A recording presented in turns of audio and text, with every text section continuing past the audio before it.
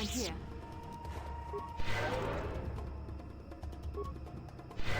What?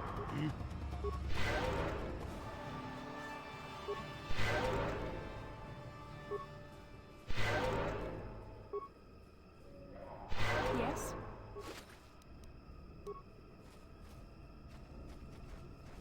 Hmm?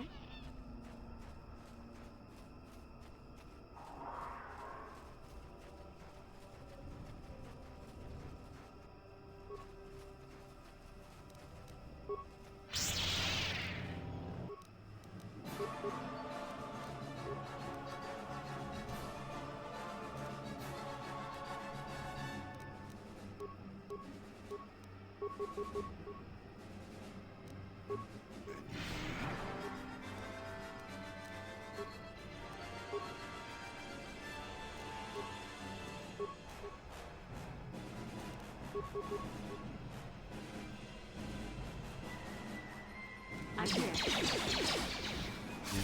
Now that's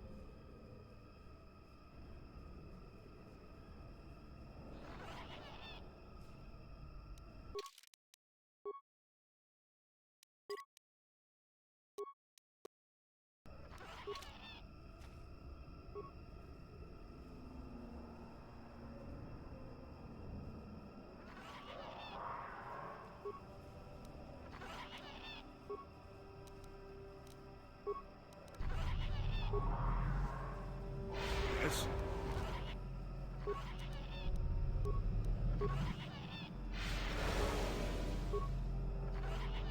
I'm here. What?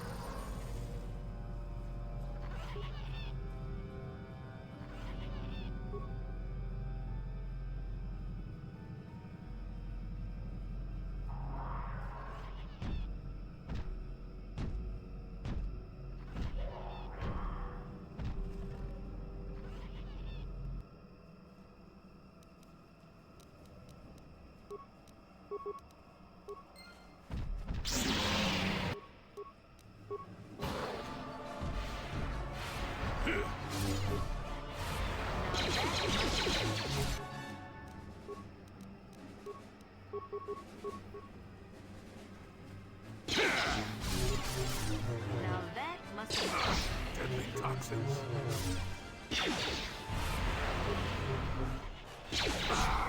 Let's make this quick.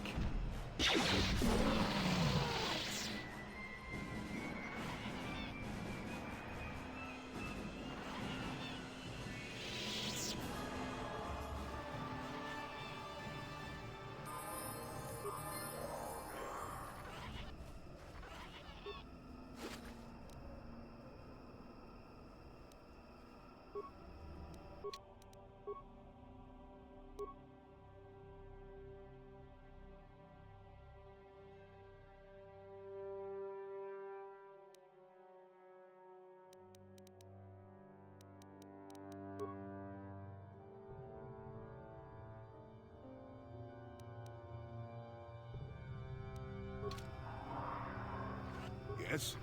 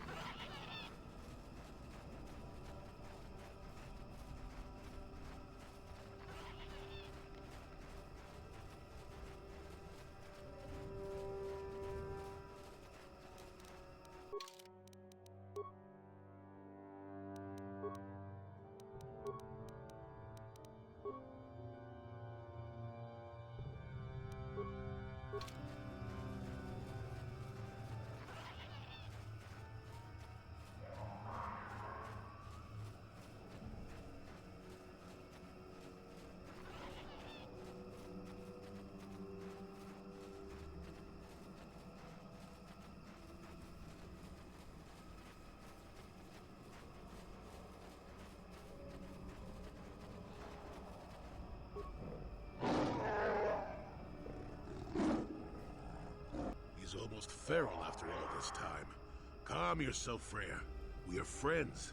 Don't you remember me? Well, this may prove difficult.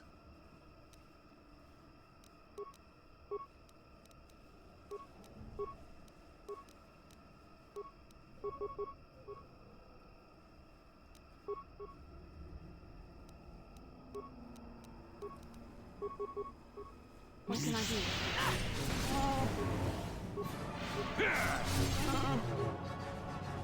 You cannot win.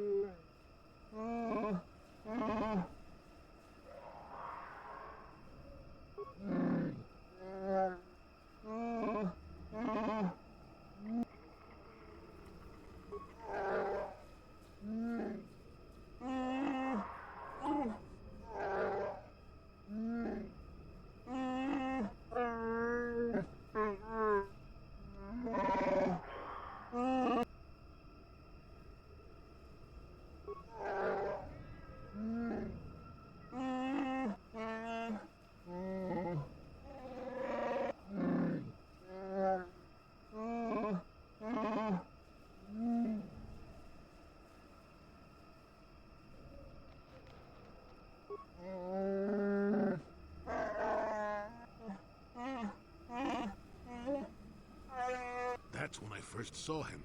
I helped his pursuers lose him for a moment. Do you remember me now, Freya?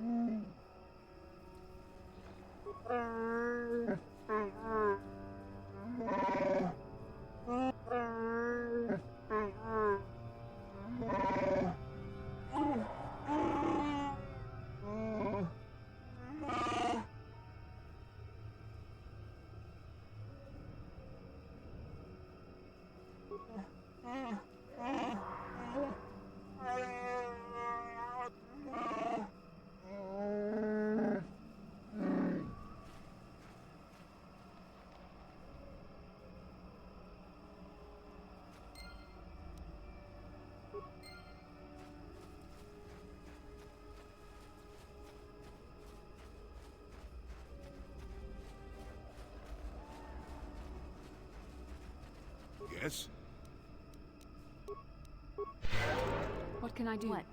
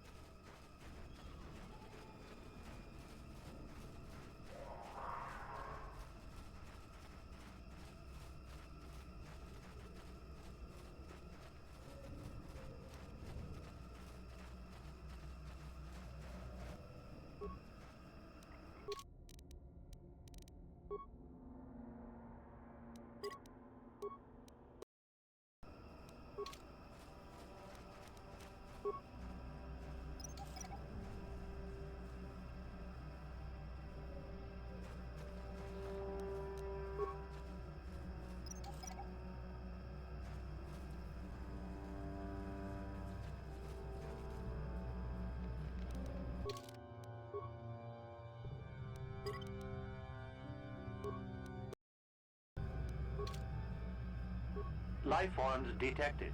Determining parameters. Initiating neural recognition. Yes, there's the thing. Obstinate machine. I've no doubt it holds what you seek, but good luck getting it operational. Primary neural recognition complete. Preliminary match found. Match found? What the... It always muttered something about rejected patterns for me. Begin socialized interface. Awaiting instruction. Greetings. This terminal has not been accessed for quite some time.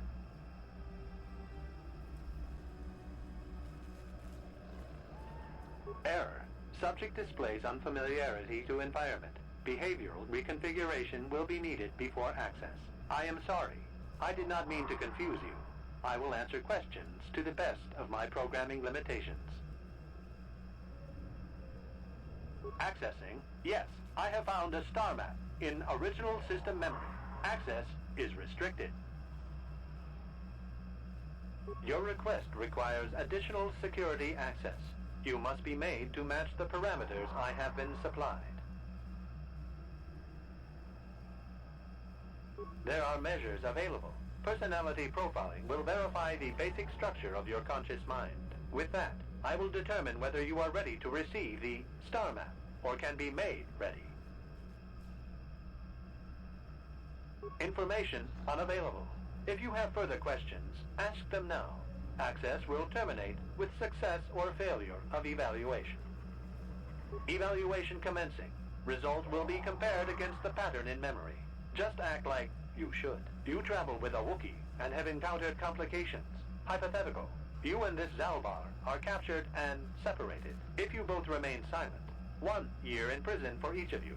However, call Zalbar a traitor, and he will serve 5 years, while you serve none. He is offered the same deal. But if you both accuse the other, you both serve 2 years. What do you do? What do you trust him to do?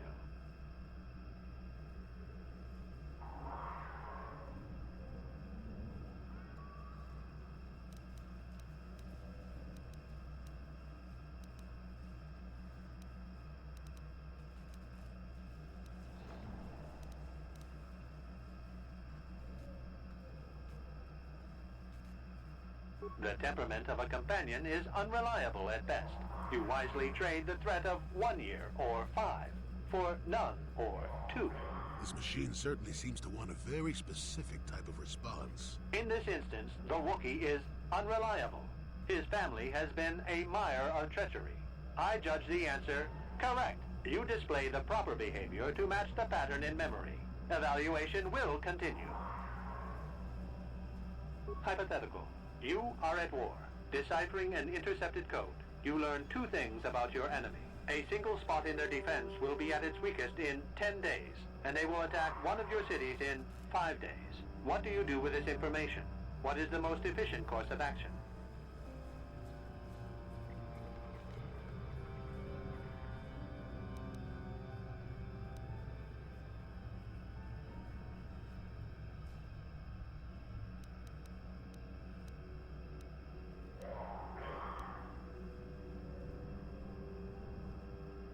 Very good. If you had moved to evacuate the city, you would have alerted the enemy to their lost codes. Ultimate victory required the deaths of the people in that city. You wisely ignored sentiment in your decision.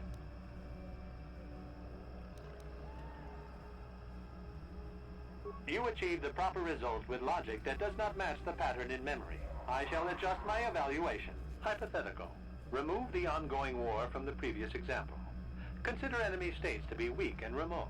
With no external threat, your empire stagnates. Your people become complacent and begin to question you. Same scenario as before. You discover an impending attack, but also a weakness that will come after. How do you react?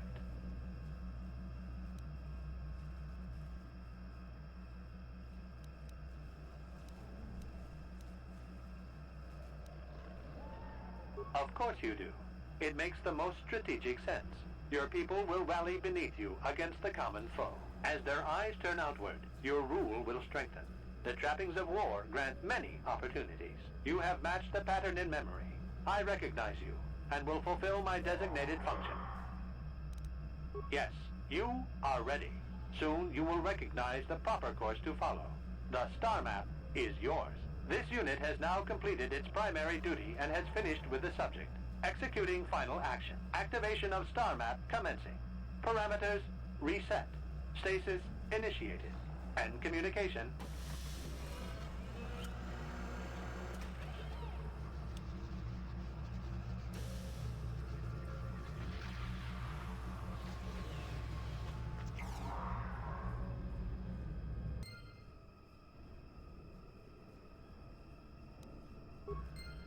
Well, well, a star map. An ancient artifact of dark side power. Can't say I'm surprised. I always knew there was something funny down here. I wonder if the star map has had an effect on the evolution of the creatures here in the Shadowlands. Might explain why it's so dangerous down here. An interesting theory, but I suppose we don't have time to test it now, do we? Now that we've got what you came for, we should be heading back up to the treetops.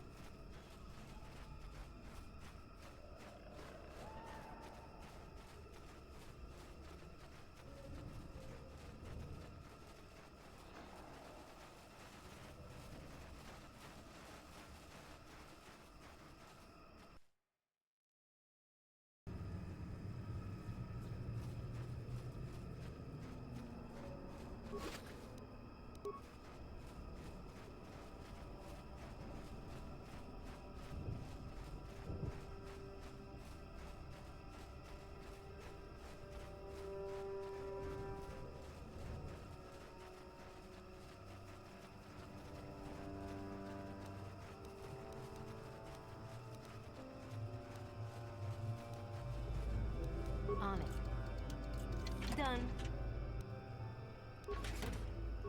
I'm here. What?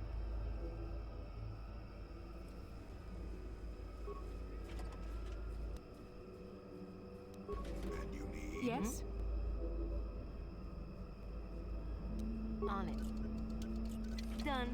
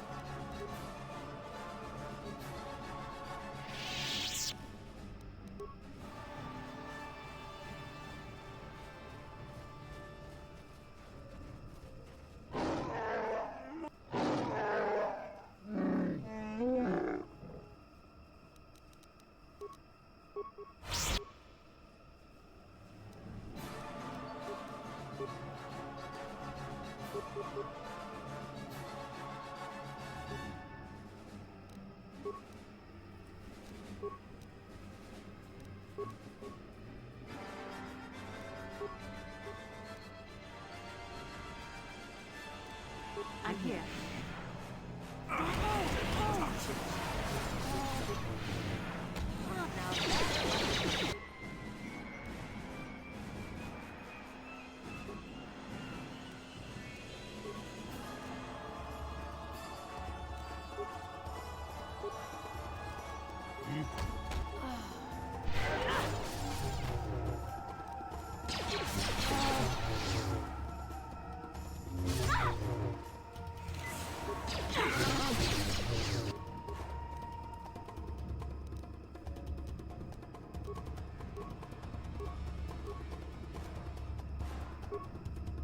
What can I do?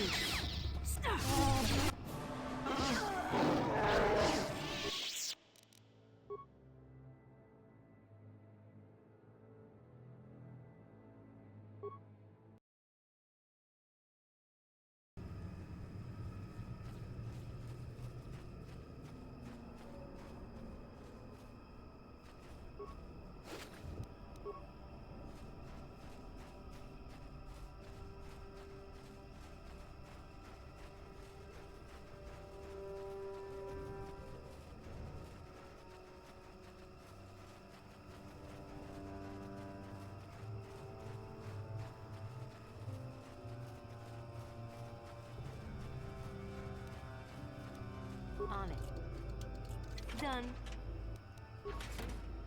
On it. Done.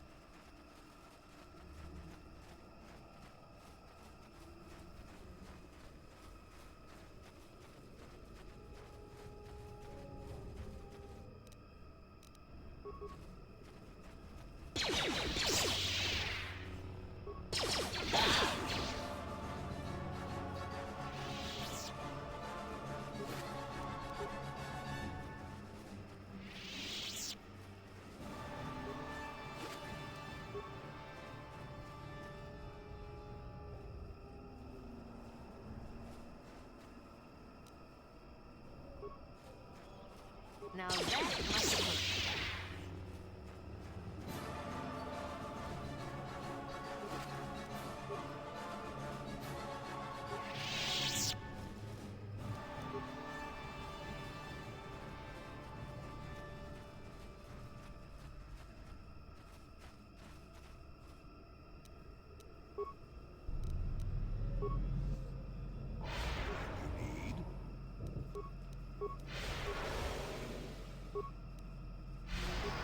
Yes?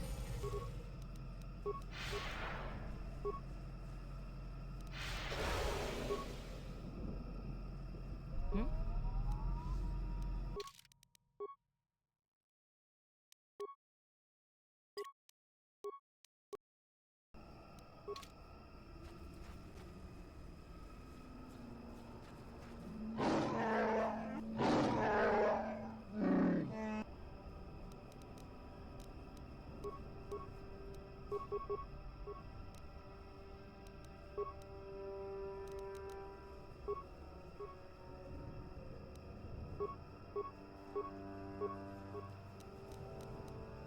Yes.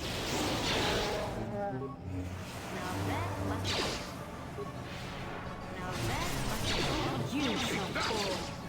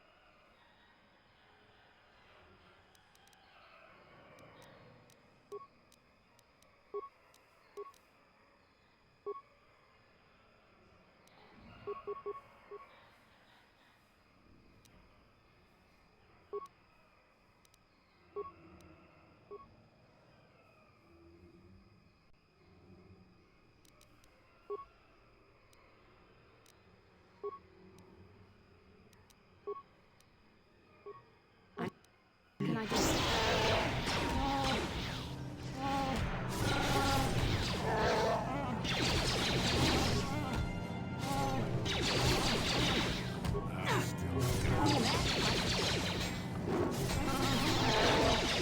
Not this again!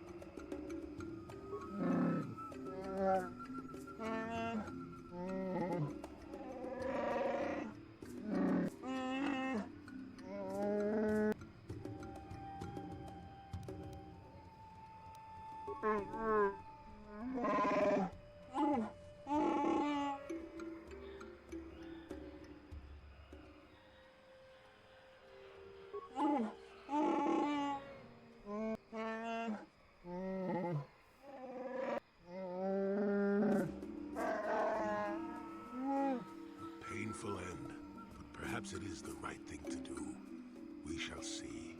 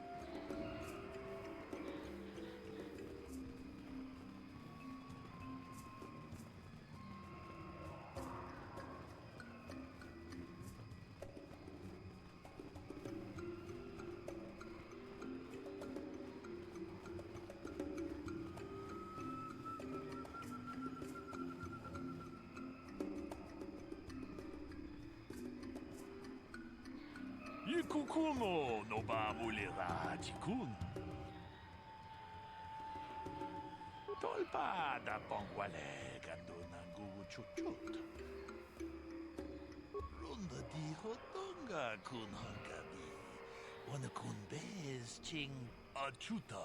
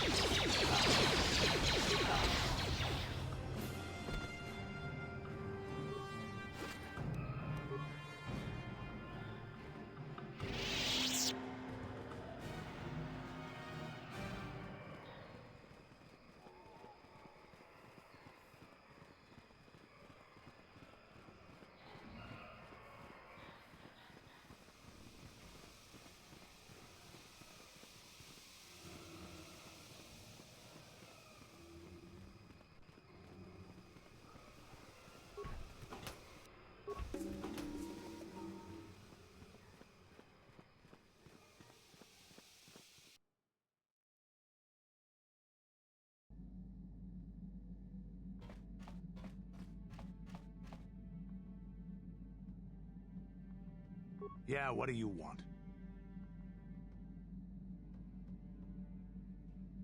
I was one of the best youth warriors in the clan Ordo in my time.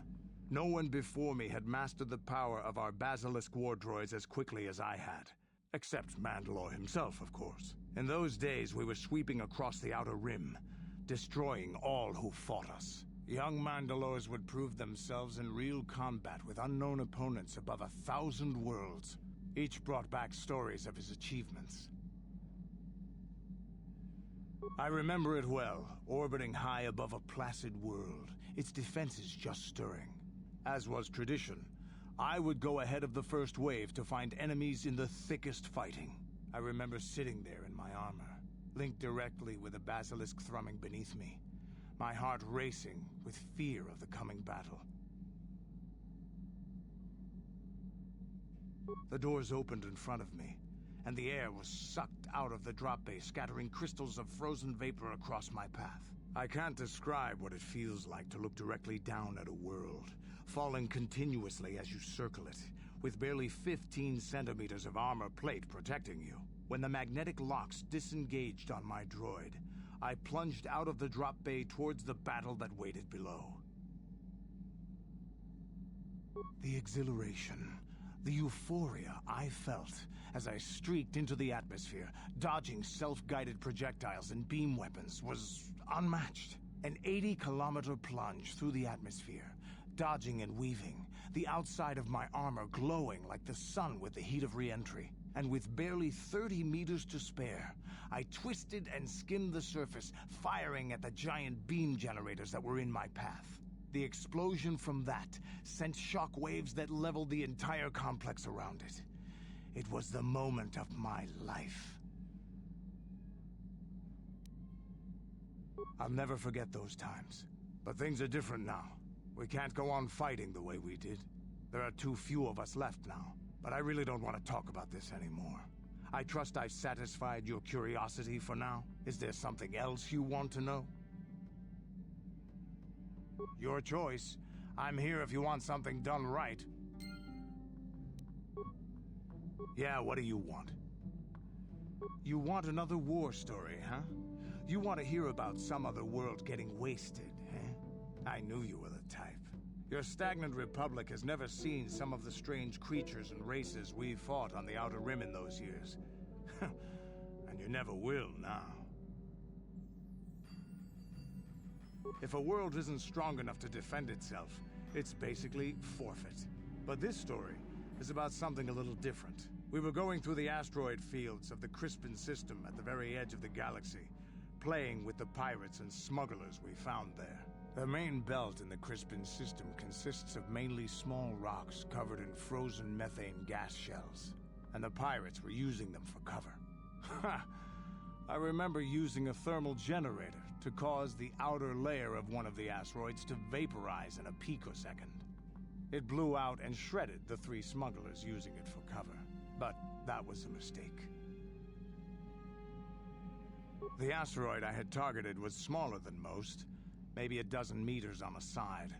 On the outside, it looked the same as any other, just a ball covered in frozen gas. But something must have been inside it, something inactive in the cold. The heat of my blast might have triggered something or woken something up. After I'd hit it, spots of light and heat appeared all over the thin shell, still covering it, evaporating the gases. What lay underneath looked like some sort of rocky growth. A deformed rock, pitted by scores of micrometeorite scars. I think something even older might have been inside that.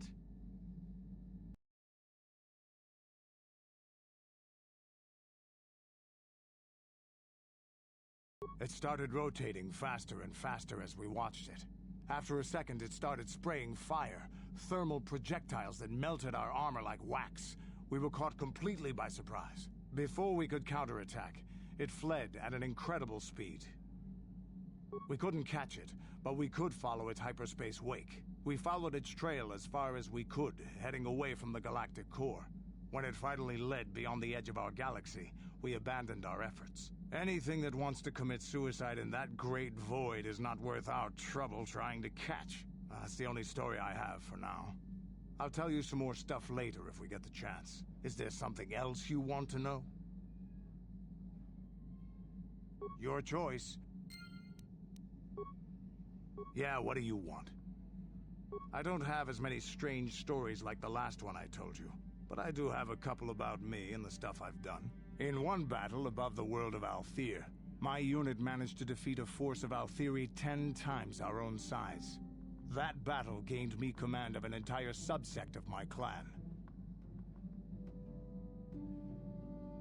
For 5 days, they had managed to hold off our forces, keeping us to the outer rings of their world, preventing us from attacking it directly. My task was to assault one of their flanks with a false attack.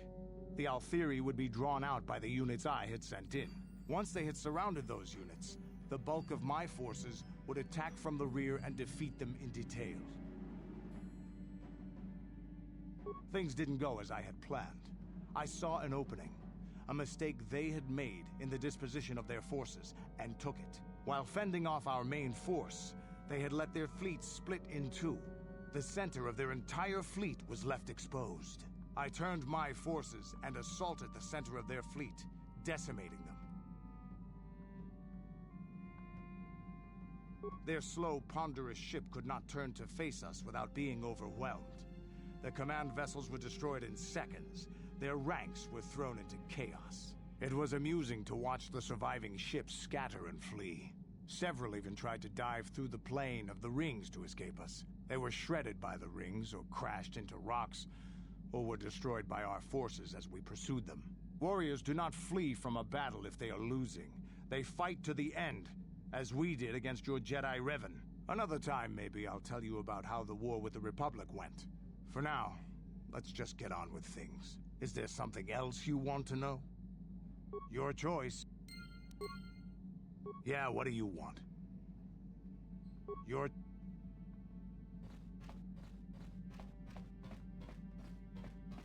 Hey there, what can I do for you?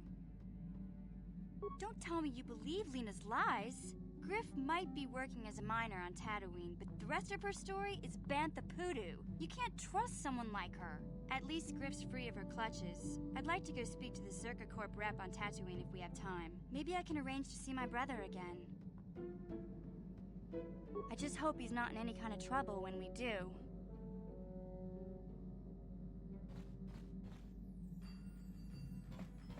Hey there, what can I do for you? I've been thinking about Lena and what she said about Griff. You know, how he was always blaming other people for his problems? There might be something to what she said.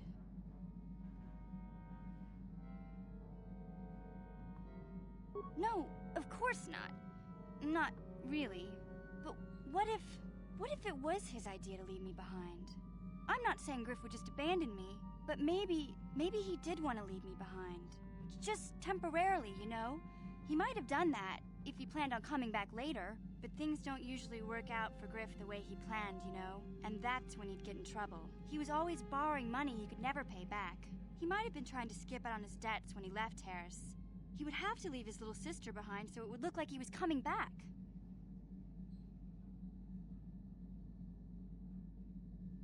Yeah, well, no, not exactly. Look, all I'm trying to say is that the more I think back, the more I realize I might be idolizing my brother a bit, not seeing all his faults. I still want to find him. I need to see him again. It's just that I'm not sure how I'll react when I do. Maybe. We'll see. I don't want to judge him yet. Maybe Lena was lying. Or maybe she wasn't. All I know is I'd like to speak to Griff myself. If we have time, I'd like to go talk to the Zerka Corp rep on Tatooine and see what he has to say about where my brother is now. Hey there. What? All I know is I'd like to...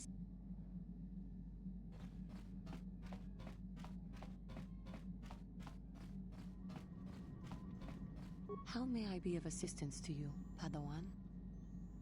What is it you would like to speak to me about?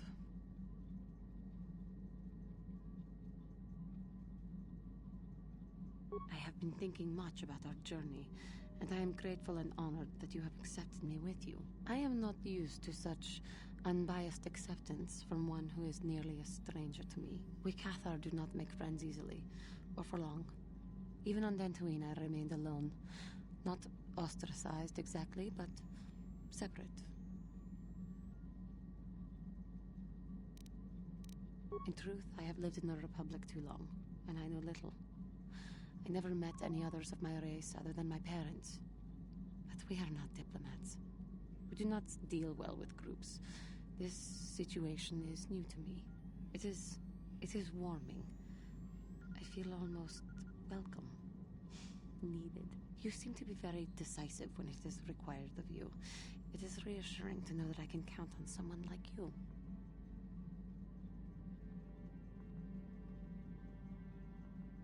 To be accepted so readily, I find it difficult to explain. It is so different from what I'm used to. Just thank you for accepting me. How may I be of assistance to you, Padawan? What is it you would like to speak to me about? Well, I suppose I have not talked very much about the Jedi I met back home. They, all of them, were so very invigorating. They were so very alive, so full of hope and energy and zeal. In retrospect, I can see it was a little bit tragic. Well, yes. These Jedi were going to fight the Mandalorians just after they had invaded. Many of those Jedi perished in the fighting, but to us, they seemed invincible. Especially their leader, who they talked about all the time. Paragons of light and justice, sweeping away all iniquity before them. It was like looking at gods.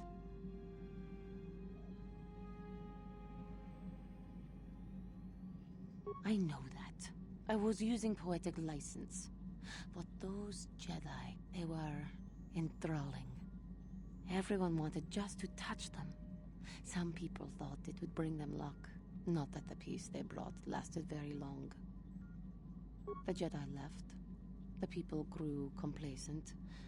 Those who had been wronged saw their chance at revenge. And so the cycle continues. The oppressed become the new generation of oppressors. The human oppressed, that is. The non-humans were never treated well in any case. We felt the brunt of both administrations.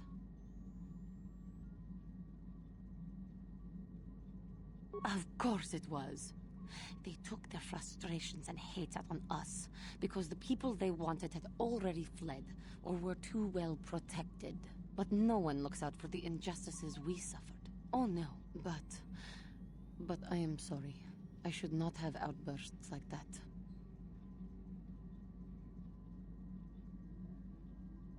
No, it is not. Anger can lead to the dark side, and I must be ever careful that I do not fall back into those ways. I thank you for your support. My outburst was uncalled for, but you did not lash back at me. You are a much better Jedi than I, it would seem. But let us not speak more of this now. We should continue on our journey. Perhaps later we will talk again.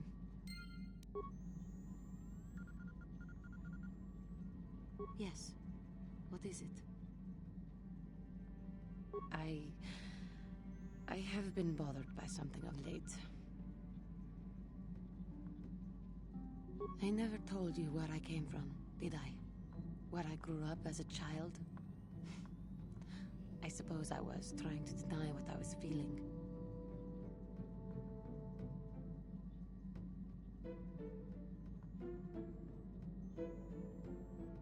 I have been wrestling with my feelings inside, trying to come to terms with it, but I find I cannot. I must have someone to blame. Someone to blame for the destruction of my homeworld. Someone who is responsible for the death of everyone I have ever known, except those on Dantooine. Taris. It was Taris that the Sith destroyed to try to kill you and your precious Bastilla. Taris, my homeworld.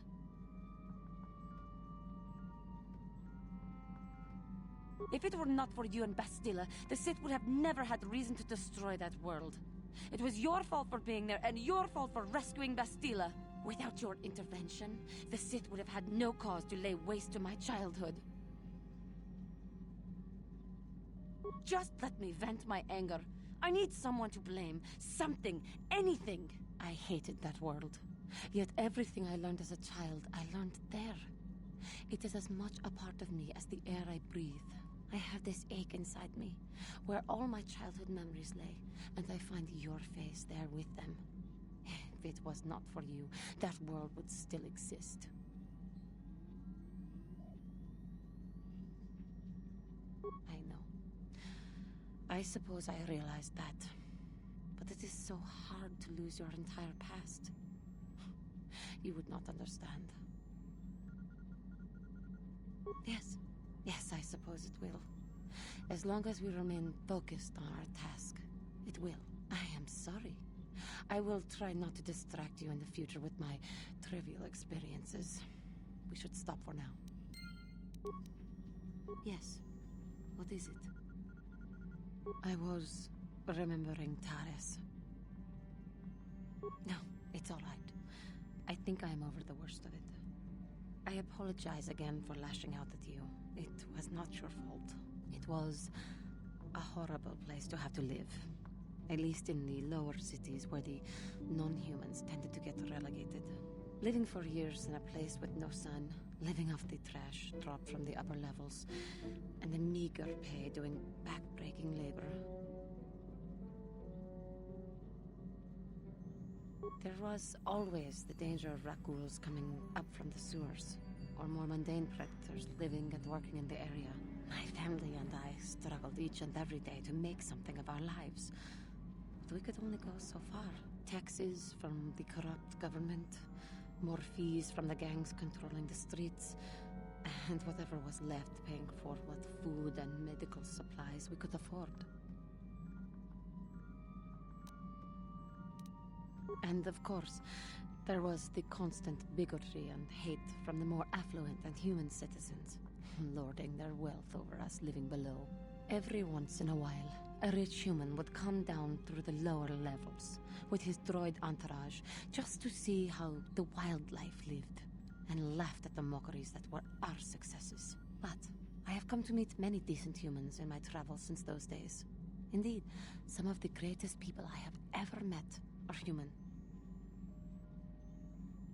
The Jedi who encouraged me to join the Order, the one who was with the group going to fight the Mandalorians, she was human. I suppose I see something of her in you when I look... I am sorry. I am getting away from my point, if there even was one. Sometimes I curse the day my parents fled to Taris, but then again, if they had not, I would not be where I am today. Another story for another time. For now, we must continue our own epic, to save the galaxy, if we can. How may I be of assistance to you, Padawan? What is it you would like to speak to me about? Taris was my home for many years. As much as I hated it, it was still home. A rat hole, a warren, a paradise. I suppose you could call it all these things. For me, it was hell.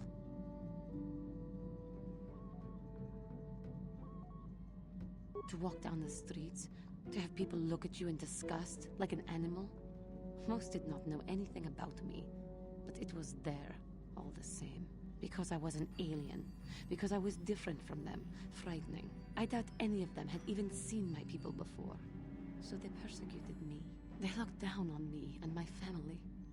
Charged us more for food, would not let us walk their streets. They spat on us. You are human. You could not possibly know.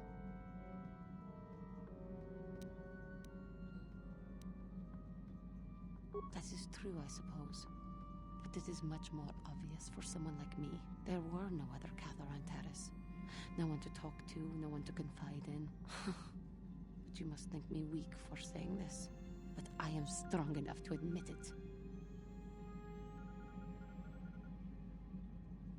I thank you for your concern, but maybe I am weak. To think that some stories of my stupid past could possibly interest you.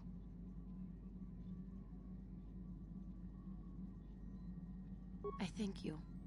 You are kinder than I would have expected to put up with me using you in this way. I hope that I will not use your time so badly in the future. Thank you.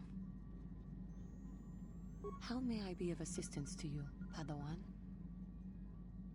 What is it you would like to speak to me about? Of course.